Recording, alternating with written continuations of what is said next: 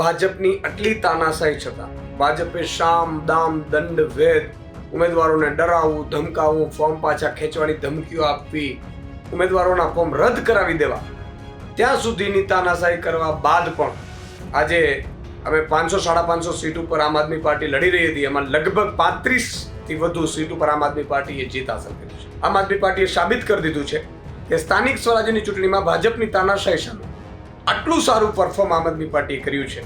એ તમામ ઉમેદવારો અને તમામ કાર્યકર્તાઓને આભારી છે. હું સૌને લાખ અભિનંદન પાઠવું છું.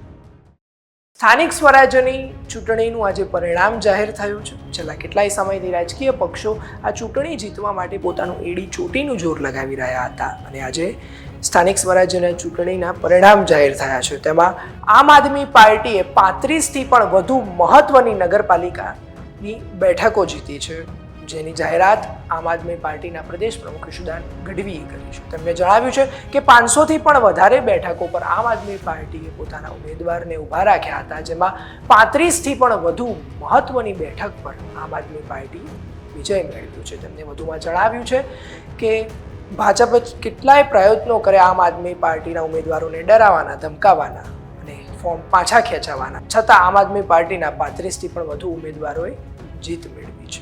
તેના વિશે વધુમાં આમ આદમી પાર્ટીના પ્રદેશ પ્રમુખ ઈશુદાન ગઢવીએ શું કહ્યું, ચાલો સાંભળીએ. સ્થાનિક સ્વરાજ્યની ચૂંટણીમાં આમ આદમી પાર્ટીના તમામ શીર્ષ નેતૃત્વ, પ્રદેશની ટીમ અને કાર્યકર્તાઓનો ખૂબ ખૂબ આભાર.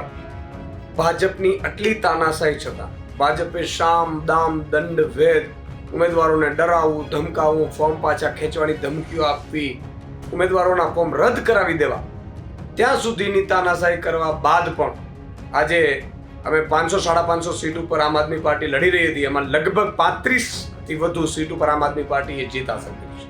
કેટલીક નગરપાલિકાઓ છે એમાં આમ આદમી પાર્ટી વિપક્ષની ભૂમિકામાં છે. કરજણ છે, સલાયા છે, જામજોધપુર છે, માંગરોળ છે.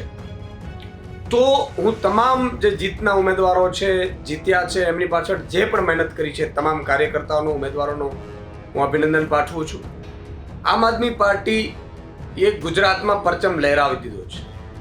આમ આદમી પાર્ટીએ 35થી વધુ સીટો જીતીને, તાલુકા પંચાયત છે, નગરપાલિકાઓની સીટો છે, વિપક્ષમાં છે, આમ આદમી પાર્ટીએ સાબિત કરી દીધું છે કે સ્થાનિક સ્વરાજ્યની ચૂંટણીમાં ભાજપની તાનાશાહી સામે આટલું સારું પરફોર્મ આમ આદમી પાર્ટીએ કર્યું છે.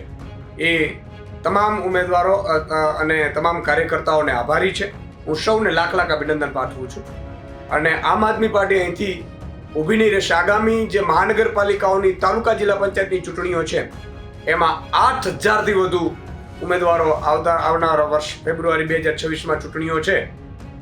એમાં આમ આદમી પાર્ટી હવે મજબૂતાઈથી લડશે અને મને પૂરો વિશ્વાસ છે કે જેમ આ વખતે નગરપાલિકાઓ બનતા રહી અને નગરપાલિકા વિપક્ષમાં આવ્યા, એવી જ રીતે જિલ્લા પંચાયત, તાલુકા પંચાયતો આમ આદમી પાર્ટી બનાવશે. મહાનગરપાલિકાઓમાં આમ આદમી પાર્ટી પોતાનો પરચમ લહેરાવશે. મને પૂરો વિશ્વાસ છે અને આમ આદમી પાર્ટીનો ડંકો ગુજરાતમાં વાગી ચૂક્યો છે. જે પ્રમાણે આમ આદમી પાર્ટીએ ગુજરાતમાં 35થી પણ વધારે બેઠકો જીતી છે, તેના પર તમારું શું કહેવું છે? કોમેન્ટ કરી જરૂરથી જણાવશો અને આવી અવનવી અપડેટ્સ માટે જોતા રહો વાઇબ્સ ઓફ ઇન્ડિયા.